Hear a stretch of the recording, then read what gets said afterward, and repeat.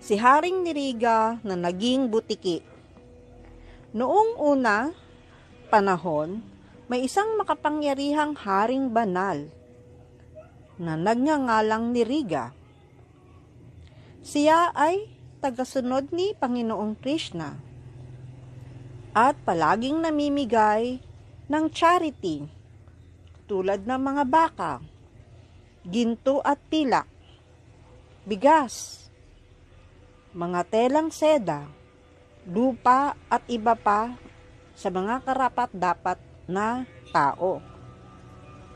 Sa kulturang Vedic, ang mga tao ay umaasa sa mga baka at itinuturing ang mga baka bilang isa sa mga ina ng sangkatauhan. May 7 uri ng ina. Ang tunay na ina na nagluwal sa anak, ang asawa ng guro o spiritual master, ang asawa ng brahmana,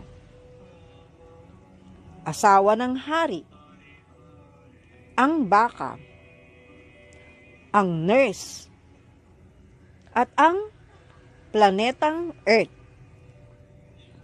Ang mga baka ay pinangangalagaan at hindi pinapatay para sa kanilang mga laman, sapagkat napakahalaga ng kanilang gatas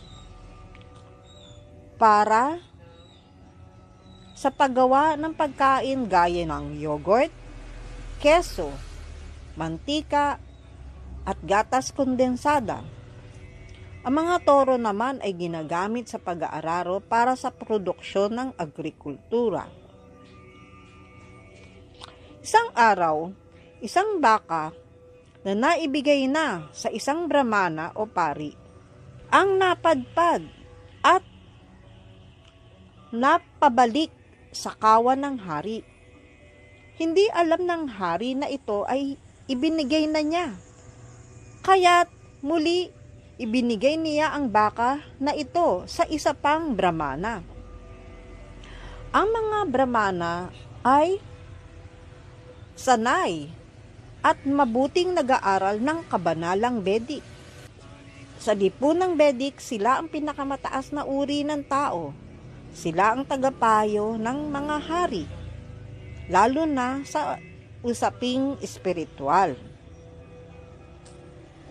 Bagamat maraming brahmana ang may mga pamilya, hindi sila nagnenegosyo. Wala sa kanila ang mayaman. At laging salat sila sa pamumuhay. Nang makita ng may-ari ng baka ang hinahanap niyang baka, sinabi niya sa pangalawang brahmana na iyon ay ang kanyang baka. Nagkaroon ng matinding pagtatalo ang dalawang brahmana. Subalit, nagkapayapaan sila at nagkasundo na humingi ng payo sa hari. Nang mapaharap na si Haring Niriga sa dalawang nag-aalitang brahmana, lubos siyang nalito sa tunay na nangyari. Ngunit sa malaking kababaan ng loob, inamin niya na maaring nagkamali siya.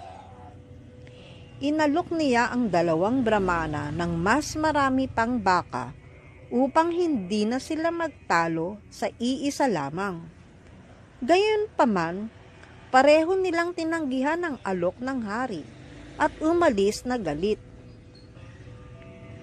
Nang dumating ang panahon na namatay si Haring Niriga, iniwan na ang kanyang katawan.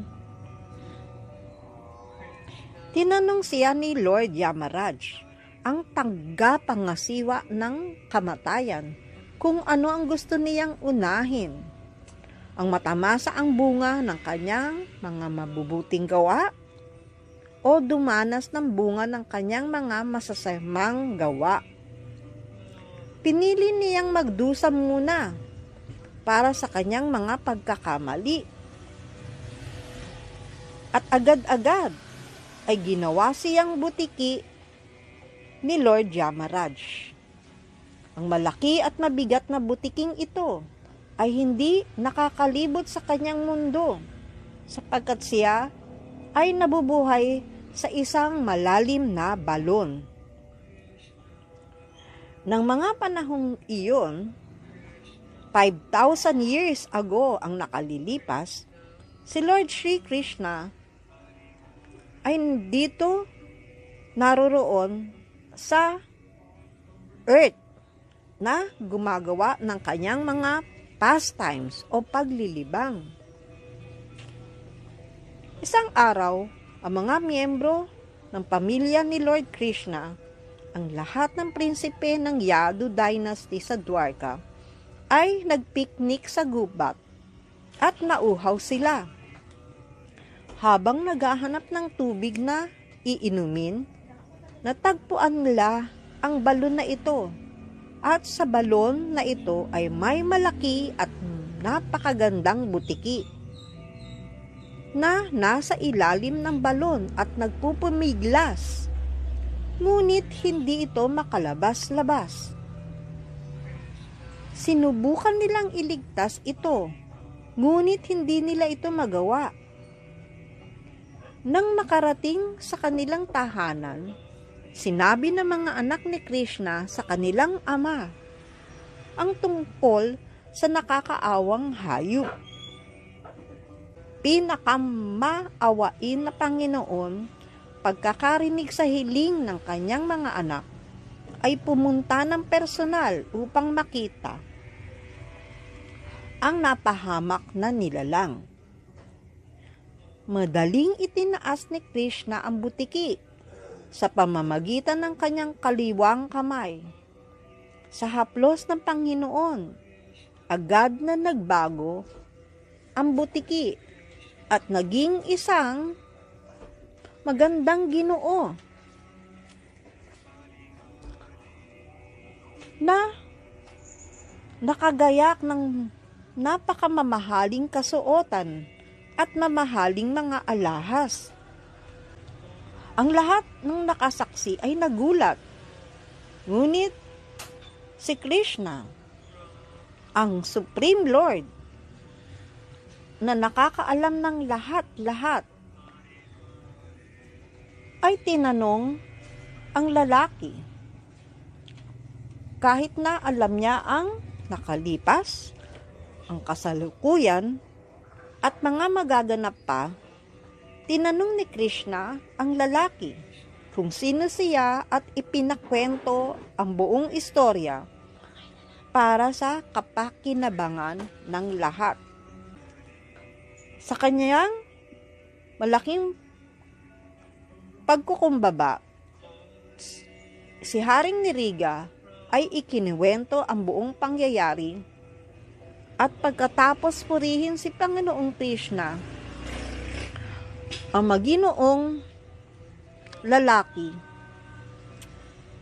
ay dinala na sa mga planeta ng kalangitan kung saan siya ay makakatamasa ng lubusan ng bunga ng kanyang mga mabubuting gawa. Pinuri niya si Panginoong Krishna at lumisan na.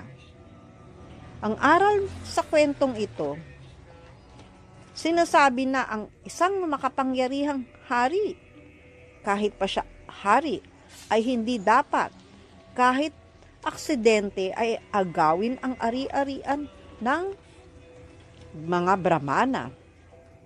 At isa pa, tayo ay pinapaalalahanan na si Krishna o ang Diyos lamang ang tunay na may-ari ng lahat-lahat. Haribol.